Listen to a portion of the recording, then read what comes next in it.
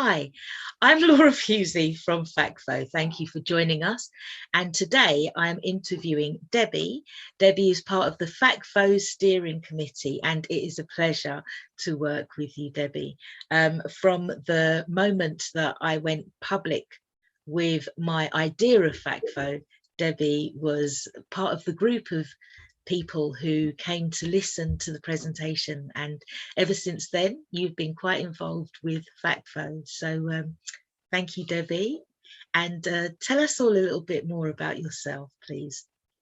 Sure. I'm Debi. I live in South London at the moment, but I'm actually from the Midlands.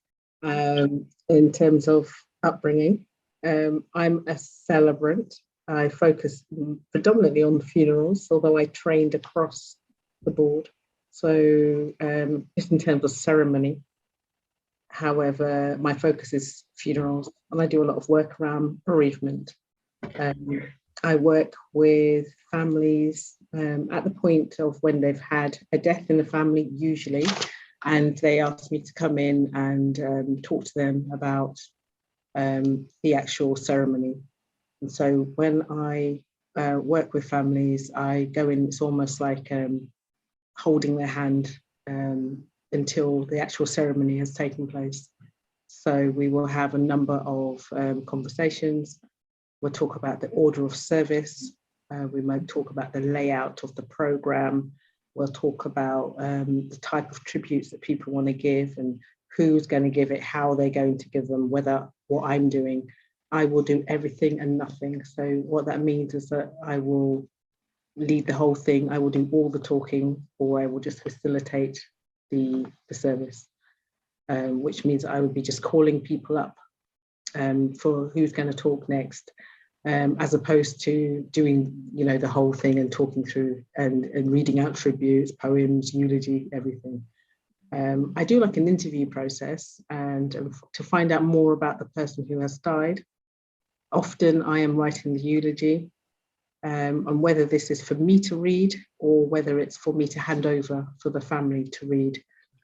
I write a version, I hand it over to the family for the family to edit it and sign it off to say this is a true reference of the person who has died, as often I don't know them. And that's a very cathartic process for the family, for them to talk about memories of that person. Often they will get, lost in their own stories of that person. It's really nice to hear. And often I hear banter in the family saying, was Dad like that? No, he wasn't. Yes, he was. So everyone's got their own viewpoint in terms of how an individual was, and I will just bring it all together in terms of writing a story. I see myself as a storyteller and telling that story throughout the process of the funeral. And often it's nice to see tears and laughter together. So we see a smile, even though it's often a sad time. It's just really nice to be there for the family. Often they knew that person who died the most, yes. But because of the time when it is, and with a lot of people, as we know, they don't actually prepare and write something in advance. Yeah. So at that time, sometimes the brain just gets a little bit scrambled and forgetful. And as a celebrant, I'm there to actually just be that person who's holding their hand and helping them along their journey. Okay. So what brought you into this line of work? Several things actually. I often think it's so I had a cousin that I was really close to who died. Let me think now, probably 13 years ago, I believe it is now. And at the time, there was her parents were Christian, and she wasn't as religious as they are. She had a Christian upbringing. But if you went to her house, there was a little Buddha on the mantelpiece, and she'd married a white English guy, and she was very eclectic in terms of how she was as an individual. And I just thought, that it would have been really nice if her funeral had reflected who she was. Oh. And so it was really interesting. They had pretty much the traditional West Indian Pentecostal funeral. And it just got me thinking in terms of, did this funeral reflect who she was? Yeah. And and I think that's one of the things. But actually, I didn't know celebrancy existed. So so actually, it was like I stumbled across it. Right. But that's one of the things, when I think back, that's one of the things that got me thinking in terms of, is there anything different? Is there something that's unique and individual to the person that's died?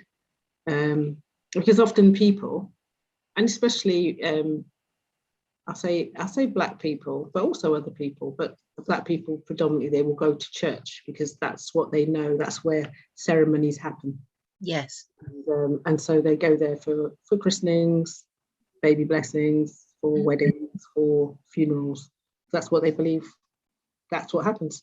Not know there's an alternative. And so, you know, I've been at funerals where I've met other people in the crowd. They always say to me, are you a minister? And I say, no. Or they'll say to me, where's your church? I'd love to visit, and I don't have a church.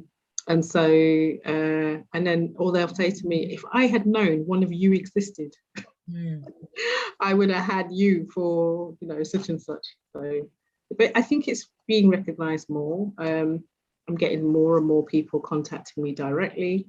Okay. I'm working with more and more Black funeral directors, which is absolutely fantastic. So, yeah, I think it's spreading in terms of celebrant work and what we do. Okay. Because I know that traditionally you've kind of been more used to attending funerals, like the traditional funeral, haven't you? Yeah. So how would you say then that being a funeral celebrant differs, you know, with regards to the traditional setting? Are you in a position still to do hymns and read from the Bible? Absolutely. Okay. As an independent celebrant, we are person-centered. So in terms of how I work with the family. So in terms of when the family says, this is what I want, then I work with whatever they want. So if they want all religion, they want hymns, they want scripture verses, that's fine, that's what we'll do. If they want a mixture, that's what we'll do. If they don't want anything like that, that's what we'll do. So it's very much around who that person was, what they stood for, what they believed in, and how the family want to represent that.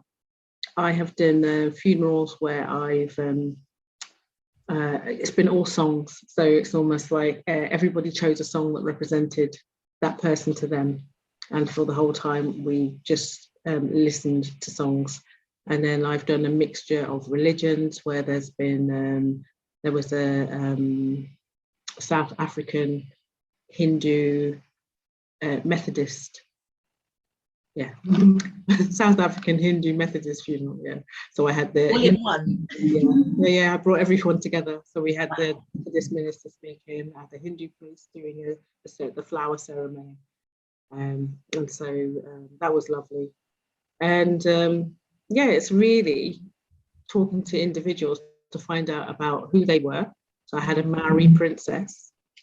Wow. Which was, again, was different. And it's, for them, it was honouring the mother by having an open coffin and some of the other things that they wouldn't necessarily do here, but it's honouring what she did where she came from.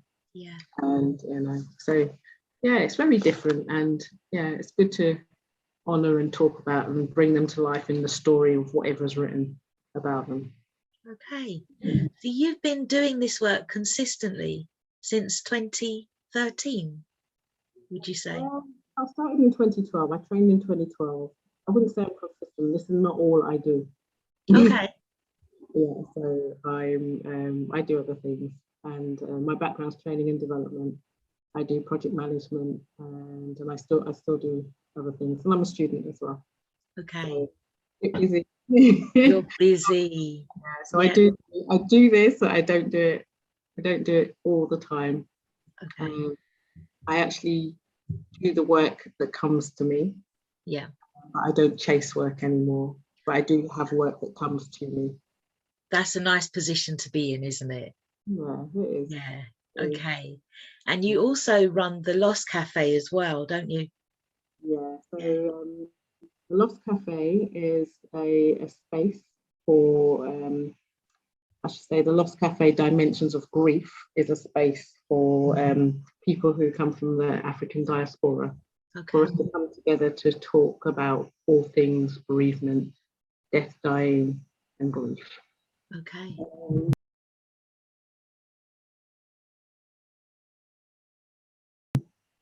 It started at when lockdown happened, because I just felt from my experience as a celebrant that there were so many things that often white funeral directors didn't recognise or appreciate or acknowledge. And going into lockdown meant that we had an extra layer of this grief happening. There's a lot of culture and traditions when it comes to funerals, and when it comes to how we grieve and how we come together as a people, and that was something that we couldn't do. So it was a space for people to come together online. It happens, it still goes on now, it happens in the afternoon, so that we can have people come on from all over the world. Okay. So I've had people who come on from America, from Africa, from the Caribbean. So that's just great. And I have a support circle, like a WhatsApp group, which is a support circle. And then also from that has grown a men's group. So there's a men's group run by men. So some of the men that came to my group now facilitate the men's group. Okay. Some of the men cross over and come to the mixed group. Yeah. But there are a lot of men that just stay with the men's group, and that's fine as well. Because it's Okay. good to know that they have somewhere to go and they are comfortable within whatever space is there. Okay. Right. And the men's group, what's that called? In Cry Too. Men Cry Too. Okay.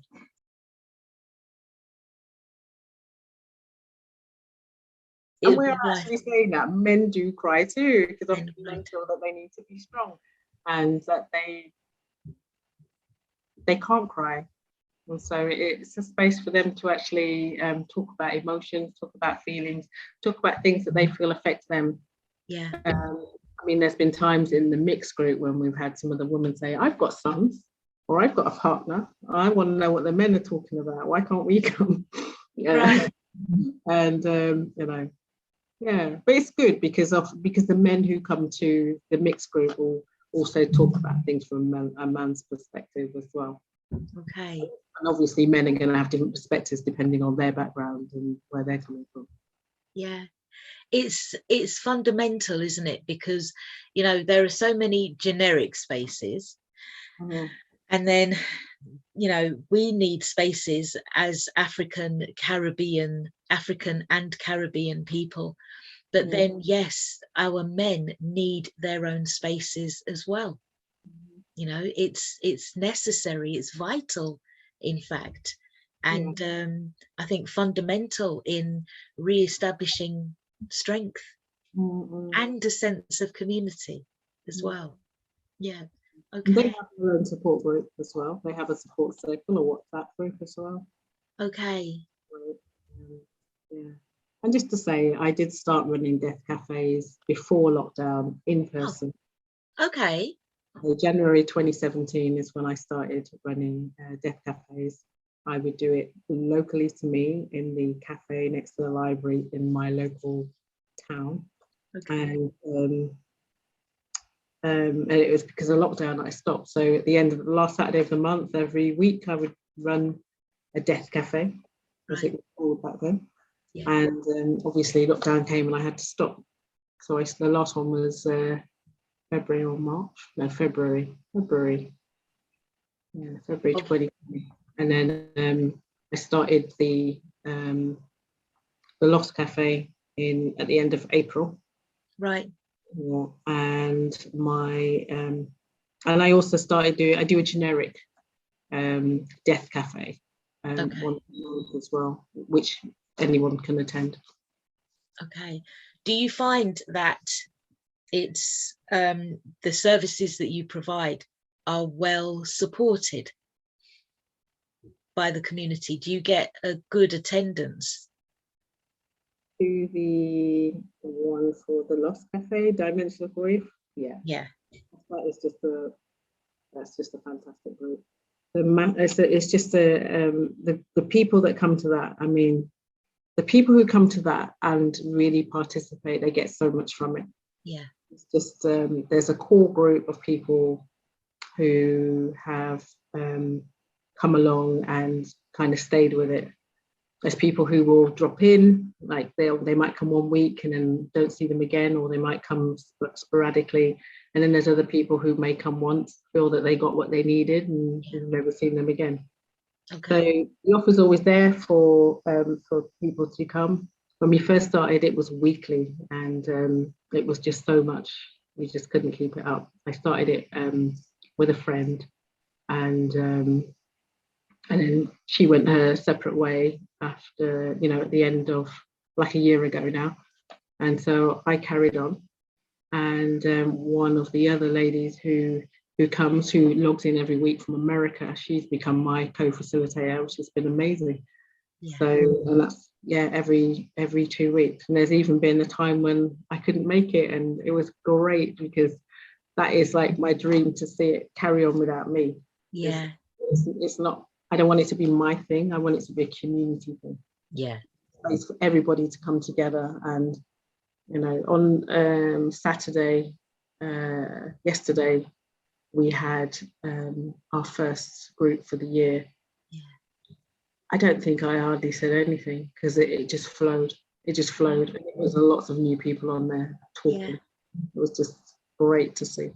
Okay. Congratulations with that. Your services are really greatly needed within the community.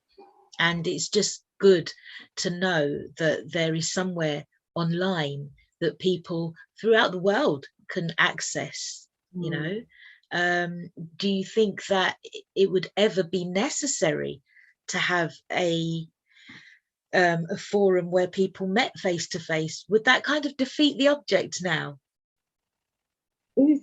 No, I would say that it would be nice in November, the lady that's now my co-facilitator, she surprised everyone. She came over to England. I mean, that was just amazing.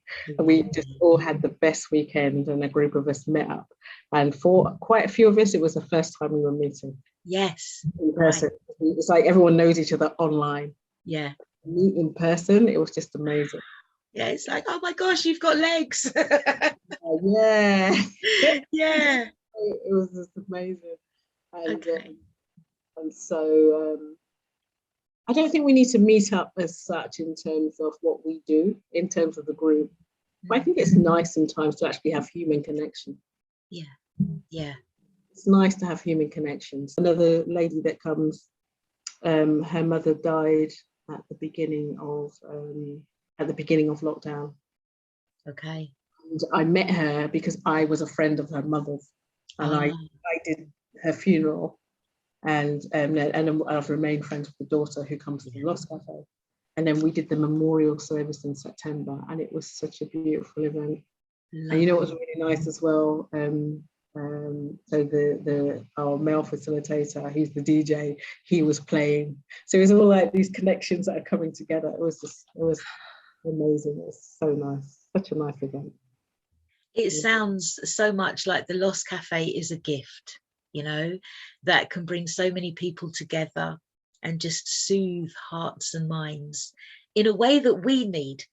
I noticed before that you said that there's a difference between the way that we operate, our needs, and the needs of the generic, white Caucasian communities. Could you maybe expand on that a bit for me, please? I think there's so many things that we do. I'm trying to think of what do we have to give up? Okay, there's the support in terms of funerals. So there's no, or there hasn't been any kind of invitation when it comes to a funeral. You hear someone died, people go along and support. Yeah, that was one of the first things that was cut. When someone's died leading up to the funeral, people come round and support. They're there in person, and they bring gifts, they bring food. They're there. There's the human touch, which is the hugs. Yeah. There was none of that. There's the if it was a singing, we couldn't sing. Right. You know, we're going to be singing. There was no shoveling the grave. Couldn't touch the spades. Yeah. Often with the cars, there was no cars or any extras. We also know that sometimes funeral directors like to, and especially I've spoken to some white funeral directors, they say, oh, we know what the black people will do, especially the Caribbeans. And they know, and they upsell. And they know that because we want to take care of our dead, we will do that. They couldn't do that during COVID. So I think that was almost, for some of them, it's like, oh, we've lost so much money. It's not about that. It's not about that. Yeah. And then also being able to even watch some of these things from a distance. I did a funeral, and the family, when they were liaising with funeral directors, are well-known, big funeral directors.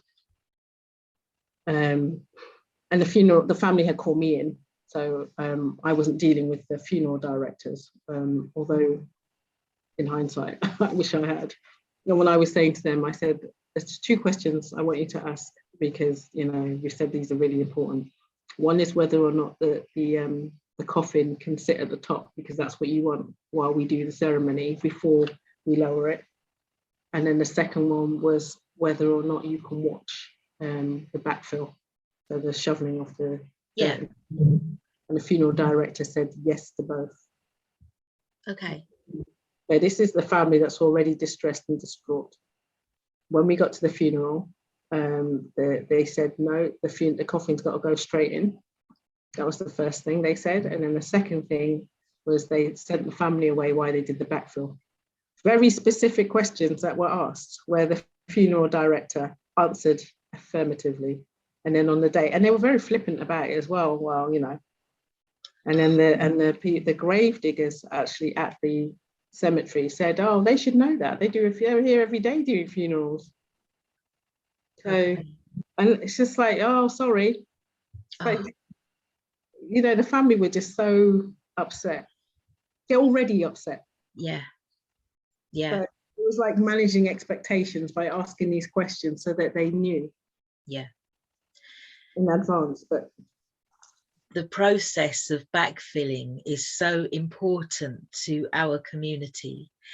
I can't imagine walking away from an empty grave. I can't imagine, knowing that my loved one is there, and I haven't seen that,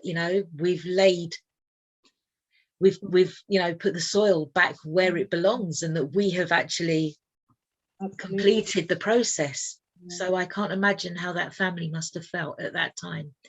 And in that sense, there's no comeback, is there, for the funeral director? They don't have to answer at all in any way.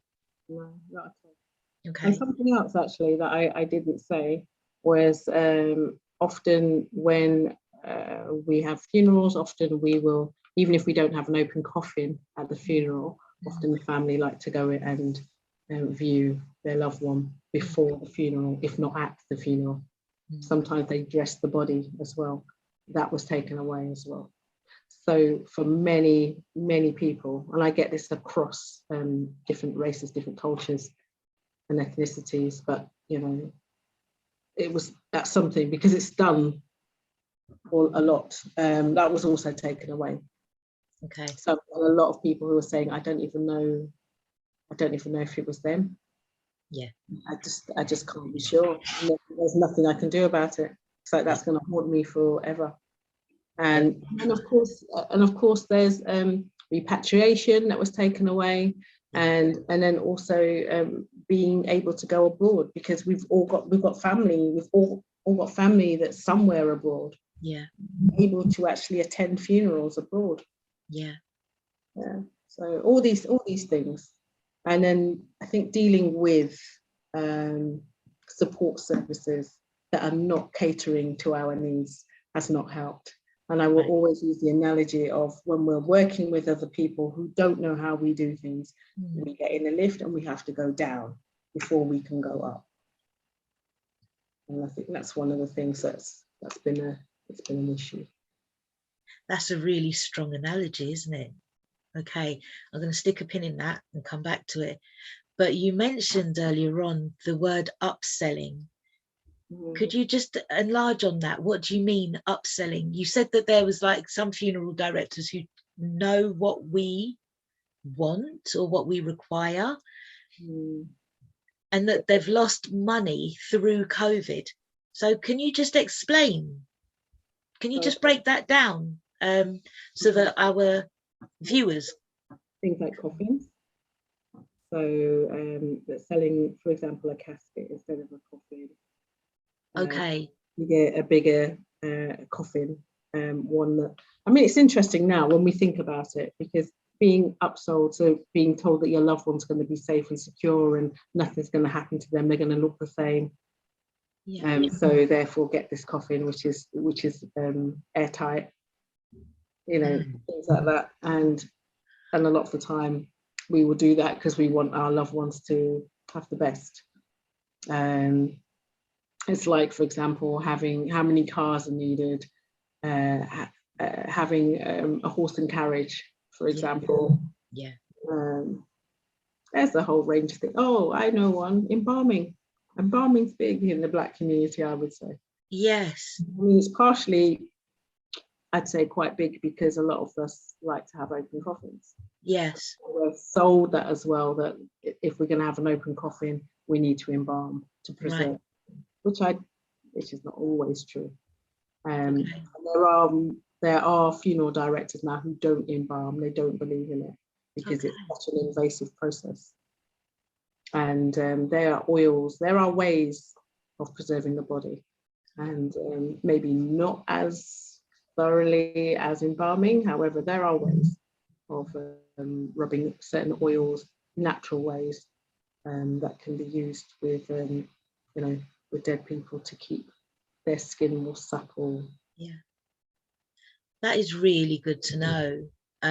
I think that when it comes to embalming, I think that originally the reason why we used it was if we were waiting for family to come over from abroad, or if we were sending our loved one back via repatriation. Done, to my knowledge, if you're repatriating, I believe you have to embalm. Right. Okay. Yeah. Okay.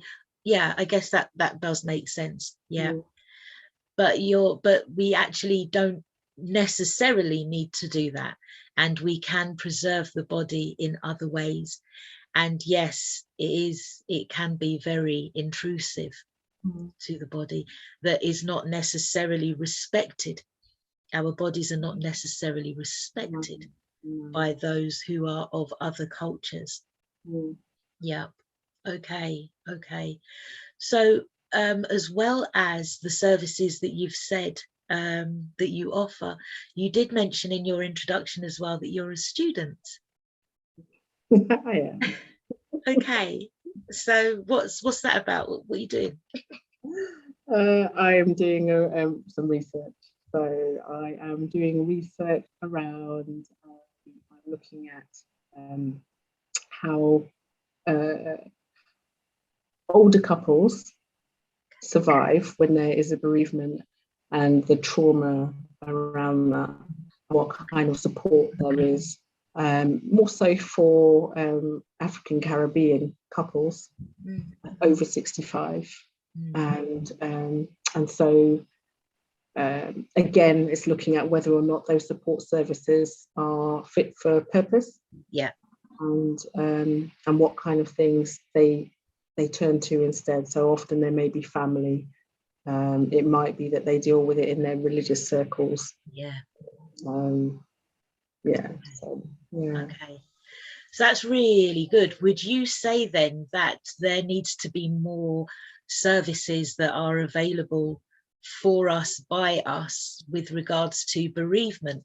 Because before you mentioned that often when we're dealing with these other organisations, we have to kind of go down in order to come back up.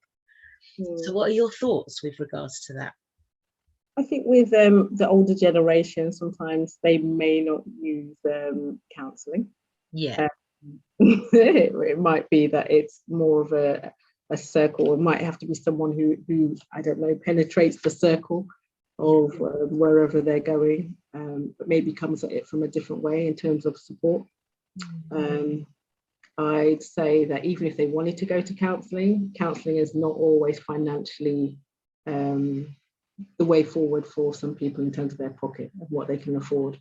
So if we think about a pension, how much someone's getting, and then how much 1 hour of therapy can cost, it's not always financially viable.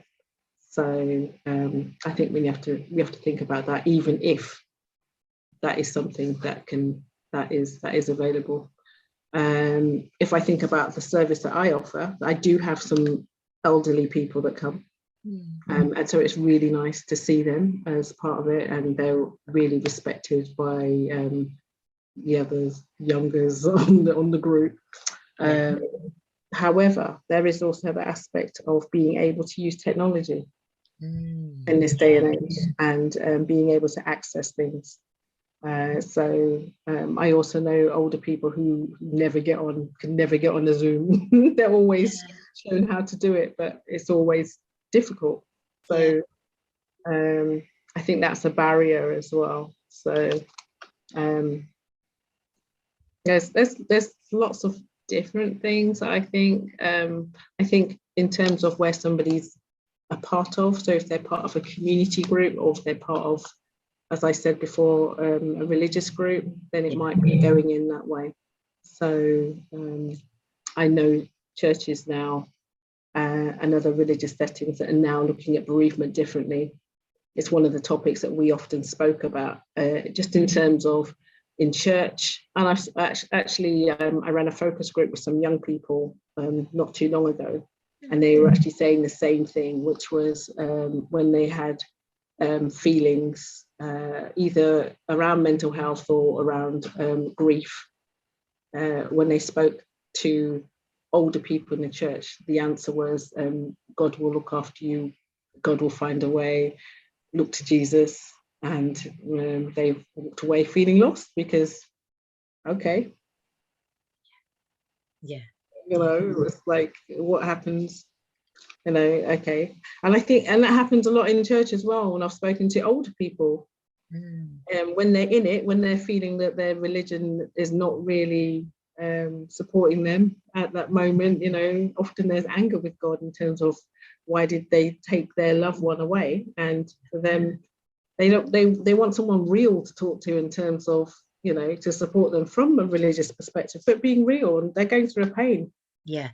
Living this life so that they're going to go to the next life in terms of whatever they believe. However, it still hurts that that person's gone. So, you know. Yeah. And we have to think of the practical aspects as well, because the practicalities in terms of the paperwork when someone dies is huge. Yeah. But, you know, the emotional trauma also happens. Yeah. So it's real. Okay. It's so interesting because the church has been such a fundamental part. I've used that word a lot, fundamental. It's been at the centre of our communities for so long.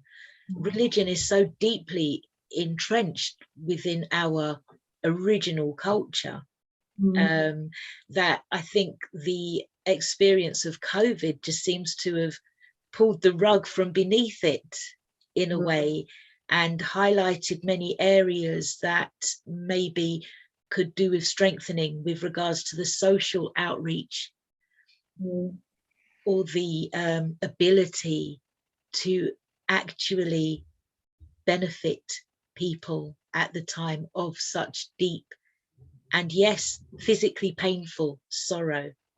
So I think in that sense, it is necessary that we have more organisations that are like hands-on organisations, offering practical support. All the churches and religious communities actually have a different way of reaching out. Right. Yeah. Okay.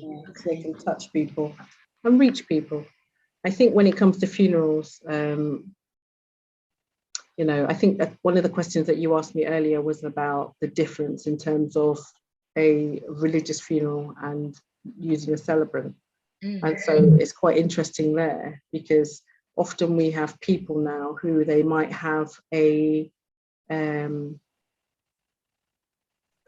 percentage of religiosity, if that's the word. Yeah, it works. Yeah. They have other things that they may believe in. So it might be, you know, they want to bring other aspects of themselves in. So when a person dies and they go to a minister or, you know, a religious person for a funeral, the funeral has to fit into that religious framework. Yeah. Whereas with a celebrant, it can be, we'll mold it to the person who's died. Okay. You know, so it's very, very different. If the church allows, you know, I'll still do a funeral ceremony within that setting. So as a celebrant, we will go anywhere. Yes. So we can have a ceremony in the woodlands. We can have a ceremony in the garden. We can go to, you know, we can go to a theatre. We can go to a town hall. Yeah. There isn't that rigidity. So, and that's often what, you know, the difference. And I'll always say, you know, if you're planning your own party, if you're planning something else for someone who's alive, someone starts putting restrictions in, often people walk away, but they don't do it with funerals. And so if that's not what you want, I say walk away, find someone who will do it the way that you want it, and where with more flexibility. It's at that point that I shamelessly plug FACFO and say that, you know, we are forming a directory so that we can have more celebrants that are more easily reached, that are more easily accessed, so that we can take more control of our funerals. And yeah, as you were saying about the religiosity aspect of things, we've got more and more people who are now reaching out for more African traditional styles to their funerals, or, you know, more cultural aspects, you know, such as having drummers and having flags and music that represents the person and what they believed in, what they gravitated to in their life. I agree with what you said there. The reason why I came into this is because I've been to so many funerals where I'm like, that person is not talking about that person there, you know, and it's such a rigid program that is often prescribed, and it's just a case of, you know, put the name, enter name here, enter details here, you know. So I really do thank you and people like you for doing the work that you do. How would we get hold of you in order to have you for a funeral, have you perform a funeral, or, you know, access your Lost Cafe or any of the other services that you provide? What's the best way to get hold of you? So I am on Instagram at Serenity GDNS, or email me at serenitygdns@gmail.com. And also, once you make contact, then there is the ability to actually join the support circle. So we have the Lost Cafe Dimensions of Grief support circle, which you can join and talk to other people who do want to talk about it. And that's the beautiful thing about being in a group like that. You know what you came for. Yes. And so many people, it's like they want to talk about it amongst their friends and family, but everyone's thinking you should be over that by now. So, you know, if you come to something like the Lost Cafe, that's where you can talk. Okay. Yeah. Why would you say that death, dying and grief is so taboo? It is something that is so very much avoided, but it is so necessary that we have these conversations. Where would you say that this fear and avoidance has come from? Do you know, I don't even know. I don't even know. I don't know where it's come from. But even now, I mean, I talk to my dad about his funeral all the time. A couple of years ago, I was writing. I think I had 3 funerals in 1 week. Wow.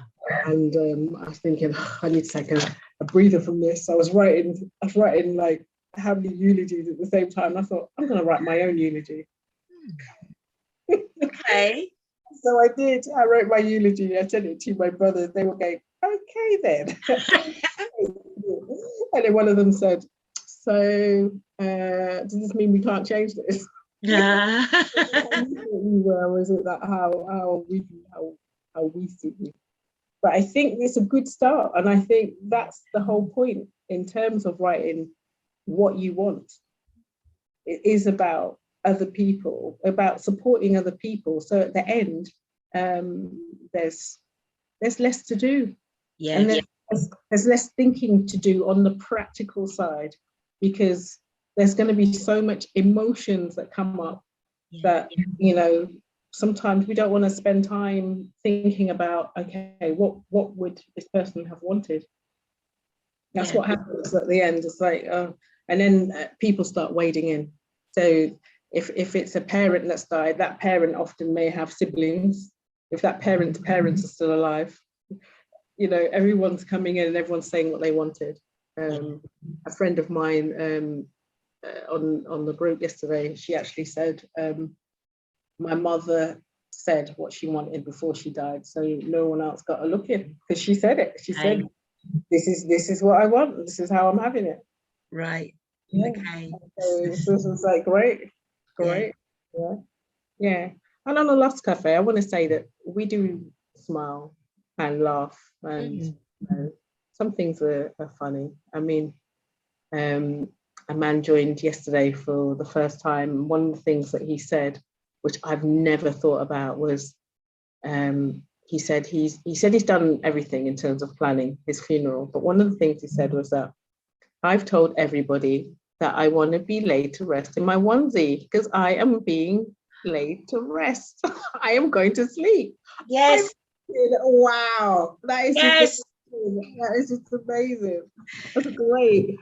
You know? Now that's kind of modern, isn't it? He was amazing. He was great. He was great. I was just like, I never thought of that. More recently, I've decided that when I do pass away, when I do make my death transition, I'm going to take my body with me. Okay. Now, I don't know how that's going to manifest at the moment. I'm working on that. But previously, what I had been saying is that I wanted to have a, I can't remember the name of it now, the all-in-one. I don't want to have a box or a coffin or a casket. I can't, the shroud, thank you, a shroud. And I also want it to be in an unmarked area, so just let me be, you know. But I think actually, yeah, in the shroud, I think a onesie would be really comfortable. I like to be comfortable, and I want to be on my side. I don't want to be flat on my back, you know, because I don't sleep on my back anyway. Yeah, sorry, I do get carried away. But it is something that we do need to be thinking about. And that planning minimizes conflict at that time as well, doesn't it? It does. But I do like what songs. Say that again. Even songs you want played. Yeah. I like what you said about when you presented your eulogy to your brothers. And it brought up the notion that sometimes how we see ourselves is not how other people see us. Very true. Yeah. Yeah. And so you can have a mother who's got 5 children, and she will have a different relationship with each one of those people, you know, and she herself is a person with a journey and, you know, her own experiences in life. So the more we can plan in advance, the better it is. Yeah. Okay. You were saying as well, just to go back, that you ran a focus group with a group of people recently. Do you do workshops and those kind of things as well within your role as a trainer? I do. So they will be on a range of subjects. I'm actually working on a mental health project. However, within bereavement, I did run a workshop recently under there was a weekend festival called Lifting the Lid. Yeah. And one of the things that they had was me speaking, and I did a workshop on writing your eulogy. And it kind of came from 2 angles, just in terms of what we just discussed, which is really about the practicalities of what message is it that you have for yourself that maybe other people don't know. Yeah. Sometimes we don't know what light we have that we can share with others and help other people shine. Yeah. And then the other thing is, what do you want your eulogy to be at the end? So if you're not where you want your eulogy to be, what can you do whilst you're alive to change your life so that your eulogy reads as you want it to read at the end of your life? So that is so deep, because our lives are celebrations. When we bury, when we have our funerals, this is a celebration of life. We look back on the life that's been lived and we celebrate that, don't we? And I think the difference there is, you know, I have always loved funerals because the way that we do it, as you've said, there's no invitation. It's free for everyone to come. And our funerals are typically massive, you know, and I just love just seeing everybody turn out, and they do so because of the life that has been lived. As opposed to maybe perhaps a Caucasian funeral where you have a handful of people, they get the job done as quietly and as I don't want to offend anybody, but in more of a sterile kind of environment. Then they may go back for a wake that may feature, you know, simple, quick and easy food, sandwiches maybe, and then maybe they just sort of disperse or go to work. Our funerals just tend to go on, don't they? Before and after the actual service has happened. And it's something to behold. I've spoken to many funeral directors who are Caucasian, and they love a black funeral. Yeah, but I wonder why. I wonder if it's because of the money that he spent on the funeral. But you know, Yeah, you're making a lot of money. You know, if we look at something like the flowers, even, you know, when after the backfill's been done and there's the mound and we stay behind and we put the flowers, and that mountain of flowers is often huge. If we think about it, flowers are not cheap. no. Again, who's getting the money from us? Who, you know, if we're spending and we think about something that's written on the side of the funeral, if it's something like Grandad and we think it's a minimum of £40 per letter. It's a lot. It's a lot. And so the other side of funerals, I think, is there's a lot of debt around funerals because there is that feeling or a need to actually give someone a good send-off. Yes. And sometimes people don't have it. I mean, what I do think is really great we have within our community is that people give. People are generous when it comes to death. And And so there is that support. So there's support in kind, there's support financially, but they're still expensive. Yeah. And there isn't that thinking ahead in terms of individuals buying plots. There's lots of funeral directors and other people who will say plan ahead, as in buy a plan, and people may or may not decide to do that. Me as a celebrant, I know that there are limitations in terms of that plan. Okay. Funeral directors may say this person had a plan, therefore in the plan it was only X amount in terms of the celebrant or minister fee, for example. So when it comes to the flexibility in terms of anything else that they want to have, then there's going to be loads of caps on things where they say we can have flowers, but we can only have, or we can have a coffin, but we can only have. So all the time they will come back and say, for example, oh, you can no longer have that coffin because of inflation. Yes. No longer covers that. Yeah. So you know, there's all kind of things like that. But people do it, and you know, obviously it's their choice in terms of what they do. And, you know. Okay, so really and truly then, within our communities, we need to be able to offer our own plans, would you say?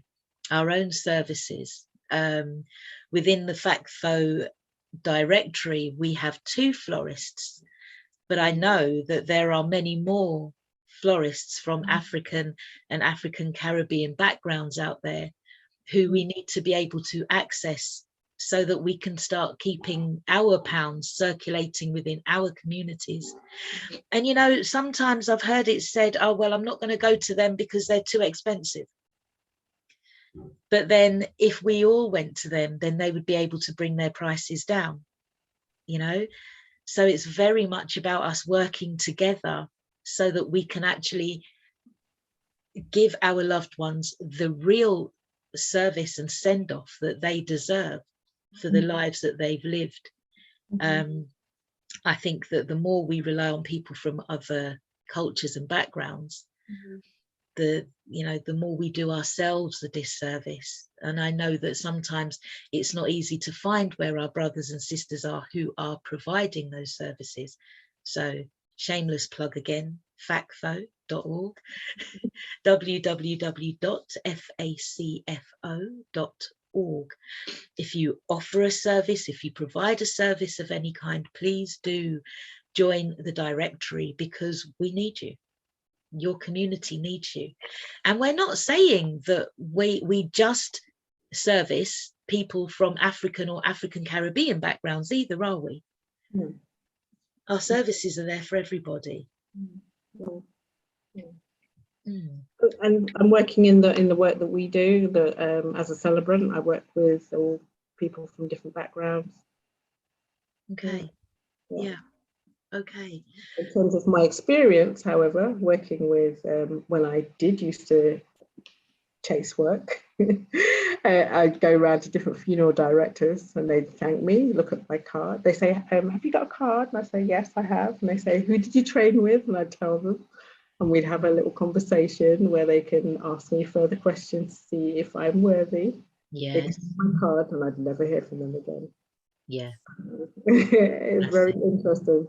There was a funeral directors in West Wickham, which is a predominantly white area, and it was a black funeral arranger. And she said to me, I went in there and she said, I'm going to give you a chance, because normally they like you to have worked in the area. And I said, how do you even get on if you haven't done work in the area? I had worked for other branches. So I came up, I got a reference from the other people. She started working, having me. And I was doing loads of funerals for them, and people were loving my work. Yes. I worked with one lady who they said was their most difficult client, and she wrote an email commendation saying that, you know, I was fantastic in terms of how I dealt with her and etc. etc. I never heard from them again. I later heard that she had left her role because of she was, you know, there were some issues, racism issues going on within the workplace, and she couldn't take it anymore. She left, and I never got called for another job. It's almost as if you have to prove yourself to them in order to get anywhere, and it's really unfortunate that, you know, all the work that she had done couldn't be appreciated based on anything other than the color of her skin. Yeah, exactly. Yeah. And there's another there's a big funeral directors in this area, and they know of me. When I used to run my death cafe, the face-to-face one of their funeral arrangers used to come. Okay. She used to come for support because she never got any within the workplace. They knew of me because they'd seen me at conferences and workshops, etc.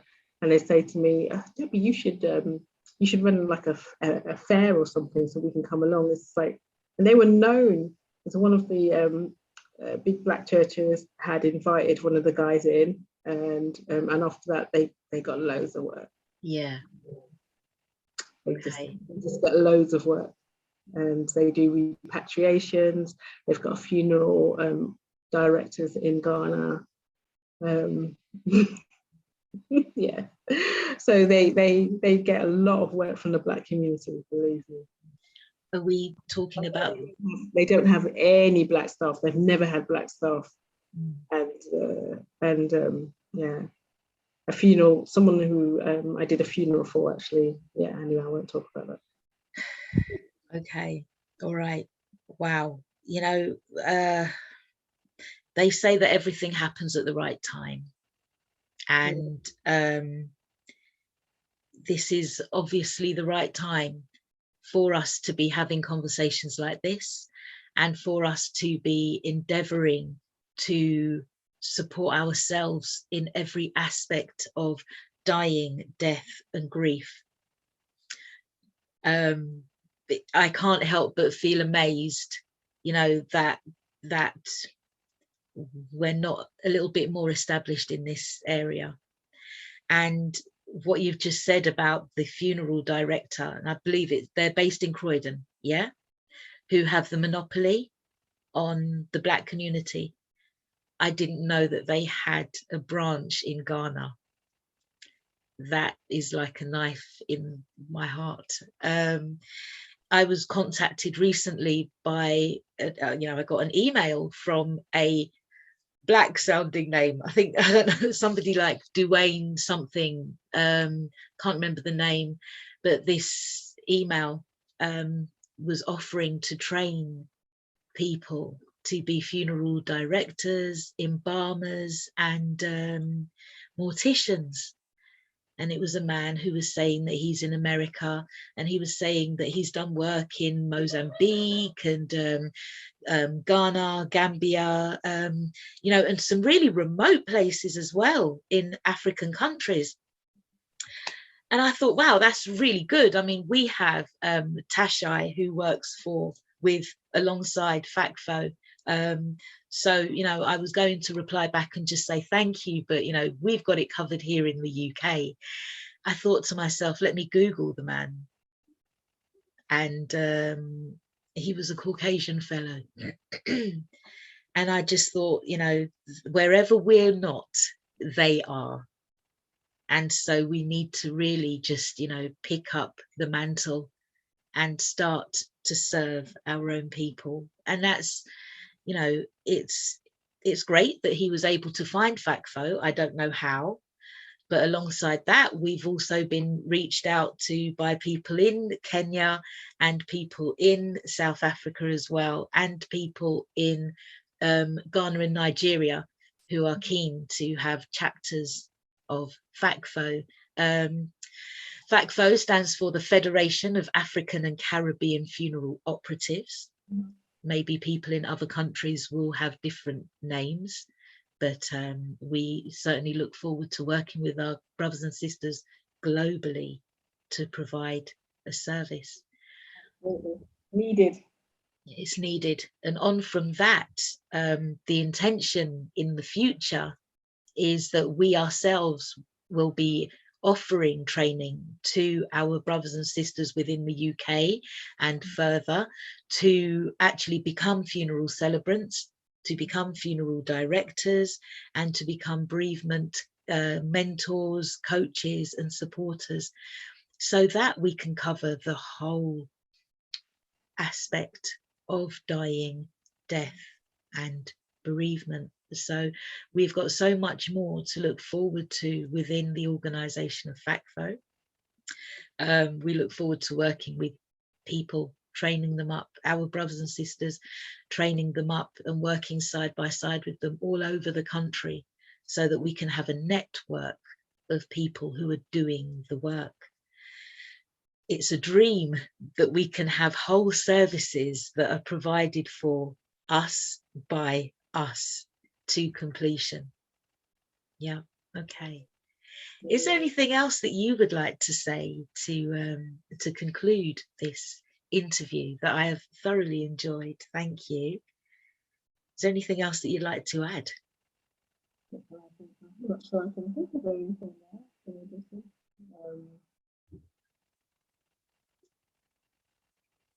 What would I say? I would say to thinking about, we all know that one day we're not going to be here. So I would say take the time to think about what legacy you want to leave for your loved ones. And I read something the other day, which was, if you don't come from I've read it both as healthy and wealthy. So if you don't come from a healthy or wealthy family, make sure that you leave your family healthy or wealthy. And I think that whole thing around generational wealth, yes, is something that needs to be looked at in terms of how can we actually support our families and our loved ones to be in a better place than we were. What are we doing whilst we're here? How can we make that, whatever we want our eulogy to read at the end of our lives, to come true? How do we actually make that happen?